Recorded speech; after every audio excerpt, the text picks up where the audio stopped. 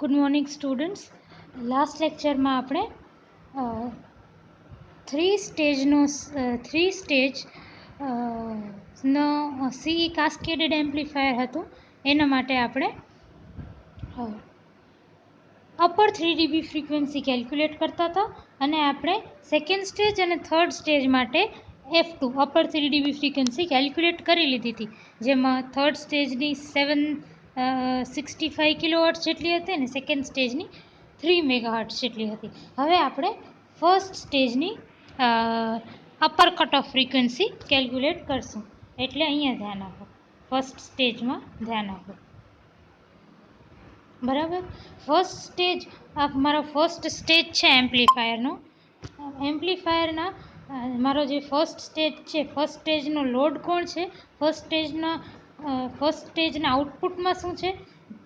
First સ્ટેજના આઉટપુટમાં એક load RL1 છે. બરાબર. ફર્સ્ટ સ્ટેજના આઉટપુટમાં શું છે, તો એક લોડ RL1 છે. બીજું આર વાળી બ્રાન્ચ છે અને ત્રીજું શું છે, Q2 નું ઇનપુટ ઇમ્પિડન્સ. Q2 નું input impedance is nothing but HIE. ફરીથી ધ્યાન આપો.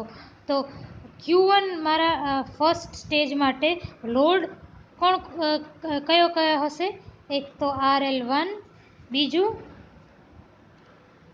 આ વાળી branch R1 parallel R2 is equal to R વાળી બ્રાન્ચ, અને એક આ મારું Q2 ટ્રાન્ઝિસ્ટરનું input impedance, that is HIE.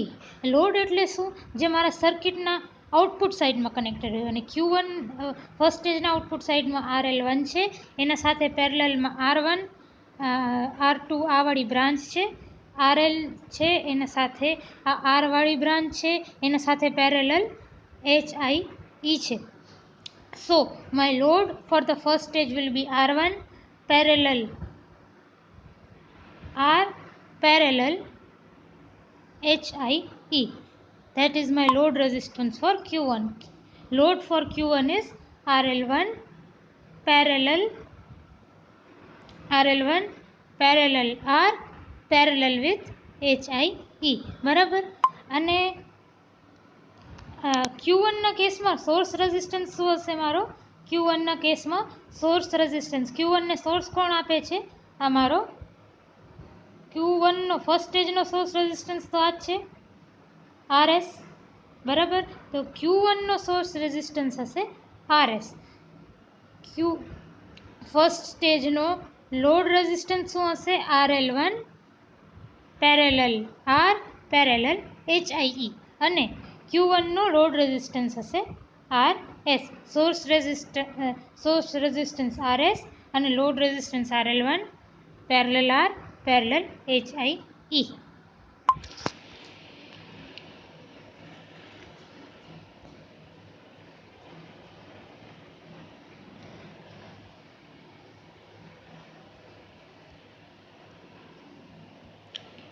આપણે થર્ડ સ્ટેજ અને સેકન્ડ સ્ટેજનું જોઈ લીધું હતું. હવે આપણે ફર્સ્ટ સ્ટેજ ઉપર આવીએ.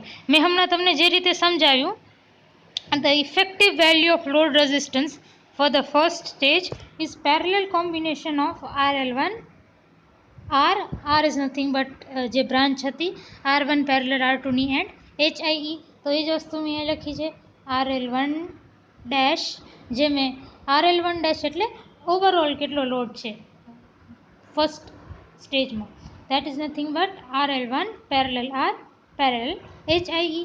તો RL1 ની વેલ્યુ આપણે ખબર છે 2 કિલો ઓહ્મ્સ, R ની વેલ્યુ 1 કિલો ઓહ્મ્સ અને HIE ની વેલ્યુ 1 કિલો ઓહ્મ્સ.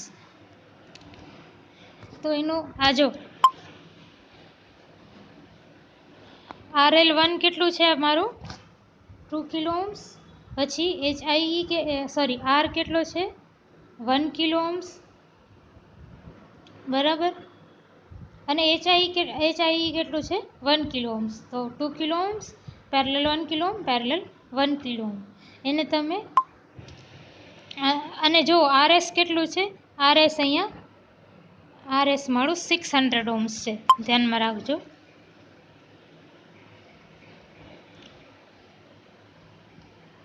તો અહીંયા મેં ફર્સ્ટ સ્ટેજનો લોડ કેવી રીતે કેલ્ક્યુલેટ કર્યો, RL1 parallel R parallel HIE ને મારો 400 ઓહ્મ્સ જેટલો આવ્યો. હવે આપણે ખબર છે કે C is equal two CB' plus 1 plus GMRL into CB'. હવે આપણા ફર્સ્ટ સ્ટેજમાં લોડ ઇફેક્ટિવ લોડ કેટલો છે, RL1' જેટલો, તો અહીંયા મેં RLની જગ્યાએ RL1' રાખ્યું. હવે CB' એ આપણો 31 પિકો ફેરેડે છે, CB' 4 પિકો ફેરેડે છે, GM 58 માઇક્રોમો છે, અને RL1' હમણાં આપણે ઉપર કેલ્ક્યુલેટ કર્યું આવ્યું 400 ઓહ્મ્સ જેટલું છે, એ અહીંયા સબસ્ટિટ્યૂટ કરી દીધું, બરાબર. અને તમે કેલ્ક્યુલેટ કરશો ને તો તમારું 128 પિકો ફેરેડ આવશે. આ CB' ને CB' ની વેલ્યુ પણ મેં ઉપરથી લીધી છે, આ રીજો.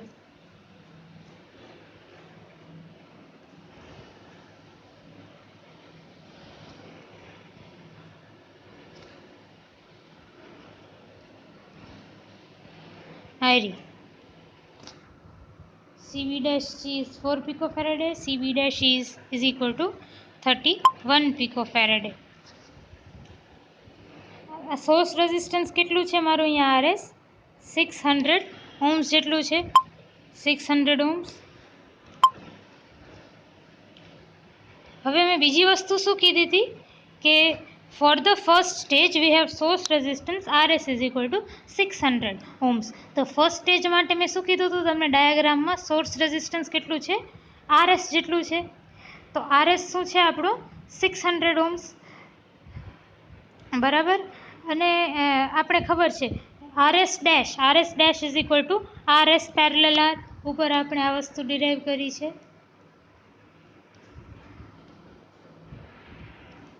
RS' is equal to RS parallel R, અને પછી આ જે RS છે એને આપણે R' is equal to RS' plus RBB' into RB' by RS' plus HIE, આવાળા ફોર્મ્યુલામાં આપણે અહીંયા જે RS' મળશે એને વાપરશું.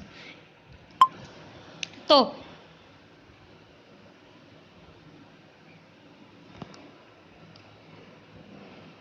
આપણો RS' કેટલો છે, RS પેરેલલ RS કેટલો છે મારો 600 ઓહ્મ્સ, અને R મારો છે 1 કિલો ઓહ્મ્સ. તો એને તમે સબસ્ટિટ્યૂટ કરો આમાં પેરેલલમાં ફોર્મ્યુલામાં, તો 600 પેરેલલ વિથ 1K આવશે 375 ઓહ્મ્સ. હવે મેં તમને કીધું હતું કે તમને જે RS' મળે ને એને આ ફોર્મ્યુલામાં સબસ્ટિટ્યૂટ કરી દેવાનો, RS' પ્લસ જે RS' છે પ્લસ આ જે RS' છે 375 ઓહ્મ્સ, એને આ ફોર્મ્યુલામાં સબસ્ટિટ્યૂટ કરવાનો.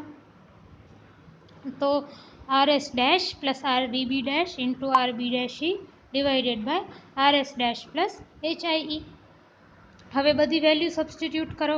RBB' તમારું 140 ઓહ્મ્સ છે, RB' તમારું 860 ઓહ્મ્સ છે, HIE તમારું 1 kilo ohms that is 1000 ohms છે.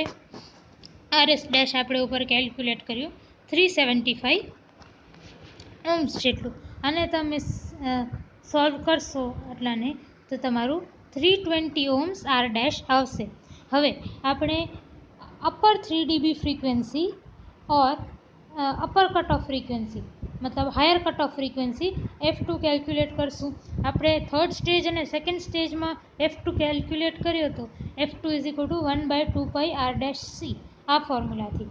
હવે આપણો R' કેટલો છે, R' 320 ઓહ્મ્સ છે, અને C કેટલું છે, અહીંયા જુઓ, C તમારું છે CB' plus 1 plus GMRL, CB' is equal to 128 pico farad. તો આ વેલ્યુને તમે 128 પિકો, આ બે વેલ્યુને એક સબસ્ટિટ્યૂટ કરી, Cની જગ્યાએ 128 × 10⁻12 પિકો ફેરેડે છે એટલે, અને જે R' છે 320 ઓહ્મ્સ એ અહીંયા સબસ્ટિટ્યૂટ કર્યું.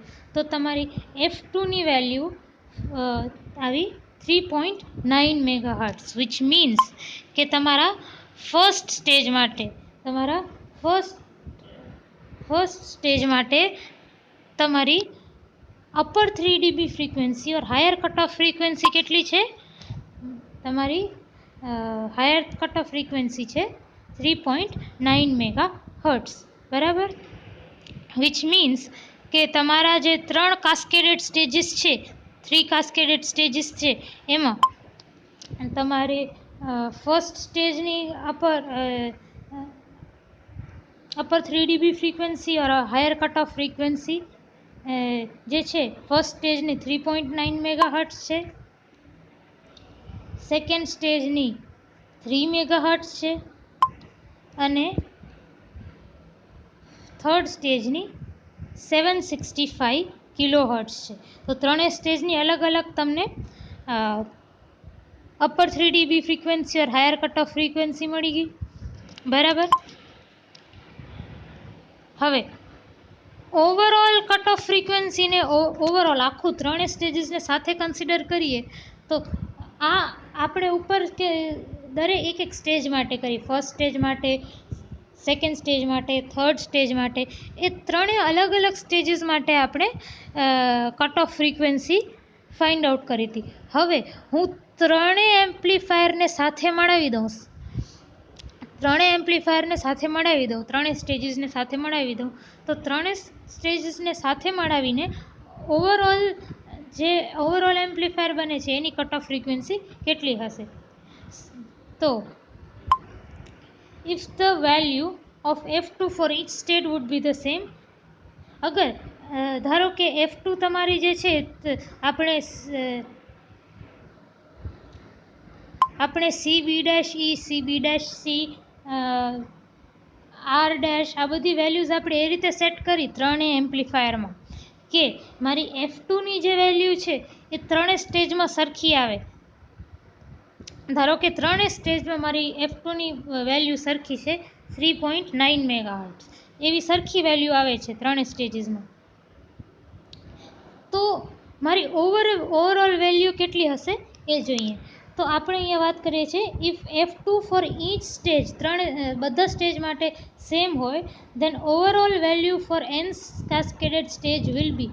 હવે આપણે ત્રણની વાત નથી કરતા, જનરલાઇઝ કરી દઈએ. કોઈ પણ n નંબરના કાસ્કેડેડ સ્ટેજ હોય તો ઓવરઓલ આખા જે બધા જે n સ્ટેજીસ છે ને એની ફ્રીક્વન્સી કેટલી હશે? ફરીથી, અગર દરેક સ્ટેજની હાયર કટ ઓફ ફ્રીક્વન્સી સરખી છે F2 જેટલી, બરાબર, તો આપણા પાસે એક એમ્પ્લીફાયર છે, જેનામાં n સ્ટેજીસ છે. આપણે જે રીતે 3 સ્ટેજીસનું સ્ટડી કર્યું એ રીતે આપણી પાસે n સ્ટેજીસ છે, બરાબર. અને એ દરેક સ્ટેજની અપર 3 dB ફ્રીક્વન્સી મારી સરખી છે, ધારો કે F2 જેટલી છે, તો એ બધા જ n સ્ટેજ જે છે એની હું અપર 3 dB ફ્રીક્વન્સી લઉં સાથે મળાવીને, તો કેટલી થાય? F2n is equal two F2 under root of 2⁻n - 1, જેમાં F2 જે છે જે ફ્રીક્વન્સી છે ઈચ સ્ટેજની, દરેક સ્ટેજની, અને n શું છે કે કેટલા નંબર ઓફ સ્ટેજીસ છે. આ રીતે તમને મળી શકે ઓવરઓલ આખા એમ્પ્લીફાયરની ફ્રીક્વન્સી, અગર તમારા પાસે દરેક સ્ટેજની ફ્રીક્વન્સી હોય તો.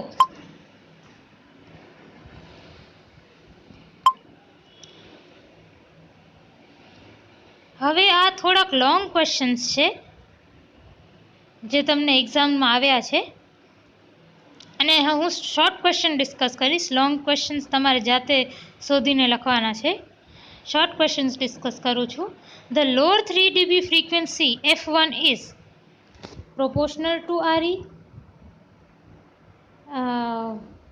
inversely proportional to RE, proportional to RE square કે independent of RE? તો સાચો જવાબ શું છે? F1 is independent of RE. શું કામ? કારણ કે આપણે એક ઉપર ઇક્વેશન ડિરાઈવ કરી છે, F1 is equal two FP is equal to 1 + HFE/2π RS + HIE into CE. આપણે ઇક્વેશન 20 એવી ડિરાઈવ કરી છે. હવે આ ઇક્વેશનમાં જુઓ કે RE જેવો ટર્મ છે? ના, નથી. વિચ મીન્સ કે F1 is independent of RE. તો ડી ઓપ્શન સાચું છે. State Miller's theorem. Miller's theorem મેં આ નોટ્સમાં પેજ નંબર 8 ઉપર લખી છે. હવે ક્વેશ્ચન નંબર 3 પણ છે. Calculate the size of bypass capacitor CE to provide a low frequency 3 dB point of 100 Hz when HFE is equal to 50, HIE is equal to 1000 ohms and RS is equal to 600 ohms. તો હમણાં ઉપર આ formula છે, આ equation 20 વાળો છે, આ formula વાપરશું અહીંયા. અને તમે જુઓ આ ફોર્મ્યુલામાં જે F1 છે ને એને તમે CE ને તમે આ બાજુ લઈ જાઓ ને, F1 ને નીચે લઈ આવો તો કેવું થઈ જશે? CE is equal to 1 plus HFE by 2 pi F1 by RS plus HIE. હવે તમે બધી વેલ્યુ સબસ્ટિટ્યૂટ કરી નાખો જે બધી અહીંયા આપેલી છે, તો તમને CE કેટલો મળી જશે? 50 માઇક્રોફેરાડે. એટલે આપણો સાઇઝ ઓફ બાયપાસ કેપેસિટર મળી ગયું. Define transconductance of transistor and give its unit. ટ્રાન્સકન્ડક્ટરની ડેફિનેશન શું છે? GM is equal to IC by V2-E. એ CE કનેક્શનમાં જ્યારે CE એમ્પ્લીફાયર હોય ને ત્યારે ટ્રાન્સકન્ડક્ટન્સ હોય IC બાય VB-E. ટ્રાન્સકન્ડક્ટન્સને આપણે ટ્રાન્સફર કન્ડક્ટન્સ પણ કહીએ, અને CE એમ્પ્લીફાયરના કેસમાં IC બાય VB-E છે. તો હવે CE એમ્પ્લીફાયરના કેસમાં આઉટપુટ કરંટ કેટલો હોય? IC. અને ઇનપુટ વોલ્ટેજ કેટલો હોય? VB-E. તો ફરીથી આઉટપુટ કરંટ IC અને input voltage VB-E, which means transconductance is the ratio of output current by the input voltage. એ જ વસ્તુ મેં અહીંયા લખી છે. Transfer conductance is the ratio of current through the output current જે છે of the device to the voltage across the input of the device. Define beta cut off frequency. મેં page number 67 ઉપર ડેફિનેશન, આ નોટ્સની page number 67 ઉપર definition લખી છે આપણે. Vote is the use of coupling capacitor in an amplifier? Coupling કેપેસિટરનું શું કામ છે? કપલિંગ કેપેસિટર્સ જે CC છે, આપણે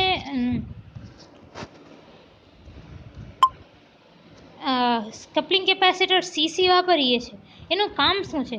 coupling capacitors are used to allow high frequency signal to pass through while blocking the DC. When connecting an output of one stage to input of another, we want only the AC signal from first stage to go to the second stage and not the DC. So we use the capacitor CC. હવે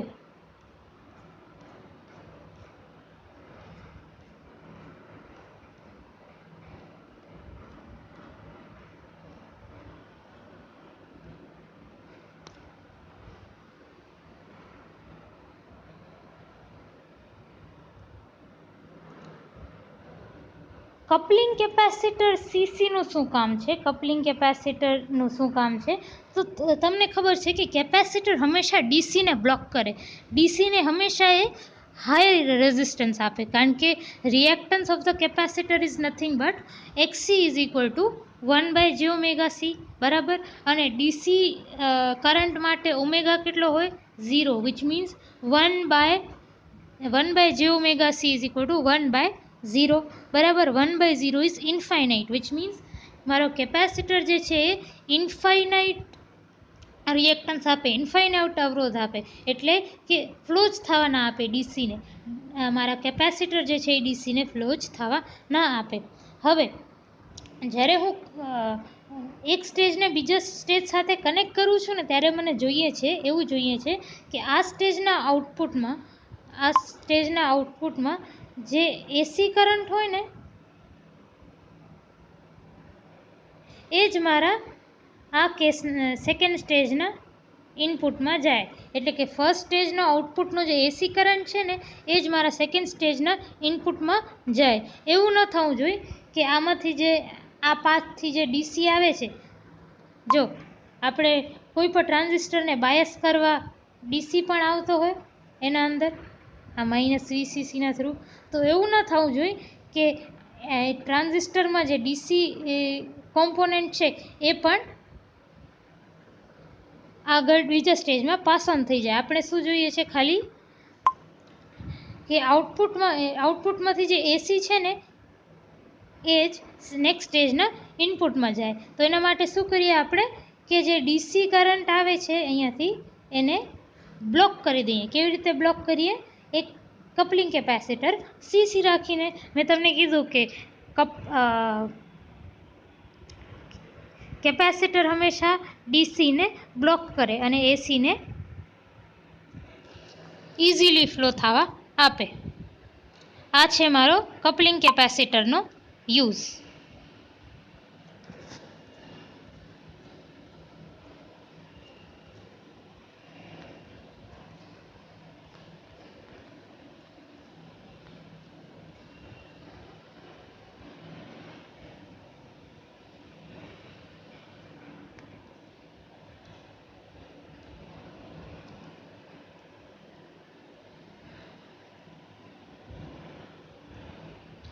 હવે આપણે H પેરામીટરમાં H એટલે શું?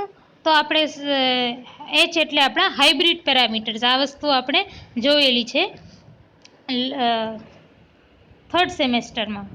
હવે draw the actual circuit diagram for single stage CE amplifier. એવા મેં છે ને પેજ નંબર 70 ઉપર ડ્રો કરેલું છે આ નોટ્સમાં. What is the requirement of cascading? એટલે આપણે કાસ્કેડિંગ કરવાની શું જરૂર છે? કાસ્કેડિંગ એટલે શું? એક સ્ટેજ પછી બીજો સ્ટેજ લગાવો, બીજા સ્ટેજ પછી ત્રીજો સ્ટેજ લગાવો, એ રીતે અલગ અલગ સ્ટેજીસને કનેક્ટ કરવા, અલગ અલગ એમ્પ્લીફાયરને કનેક્ટ કર્યા. કાસ્કેડિંગ એટલે શું? કાસ્કેડિંગ એટલે એક એમ્પ્લીફાયરના આઉટપુટને બીજા એમ્પ્લીફાયરના ઇનપુટ સાથે કનેક્ટ કરવું. તો કાસ્કેડ શું કામ કરીએ છીએ? આપણે કાસ્કેડ છે ને ગેઇનને ઇન્ક્રીઝ કરવા માટે કરીએ છીએ. મેં તમને સમજાવ્યું હતું, ખબર છે કે અગર આપણી પાસે ત્રણ અલગ અલગ એમ્પ્લીફાયર છે અને ત્રણેયના વોલ્ટેજ ગેઇન છે AV1, AV2 અને AV3. ફર્સ્ટ સ્ટેજનો છે AV1, સેકન્ડ સ્ટેજનો AV2 અને થર્ડ સ્ટેજનો AV3. તો જે આખી જે સર્કિટ છે ને કાસ્કેડ કર્યા પછી, એકબીજાથી કનેક્ટ કર્યા પછી ઓવરઓલ ગેઇન કેવું થઈ જશે? AV1 into AV1 into AV2 એટલે ઇન્ટુ AV3, વિચ મીન્સ કે મારો ગેઇન વધી જશે ટુ ઇન્ક્રીઝ ધ ગેઇન. બીજો હજી એક ક્વેશ્ચન છે. Lower cut off frequency for an amplifier is directly proportional to emitter bypass capacitor. True or false? તો લોઅર કટ ઓફ ફ્રીક્વન્સીનો ફોર્મ્યુલા આપણે જોયો છે F1 is equal to 1 plus HFE by 2 RS plus HIE into CE. તો અહીંયા જો F1 જે છે એ ઇન્વર્સલી પ્રોપોર્શનલ છે CE સાથે, ડાયરેક્ટલી પ્રોપોર્શનલ નથી, which means this is false.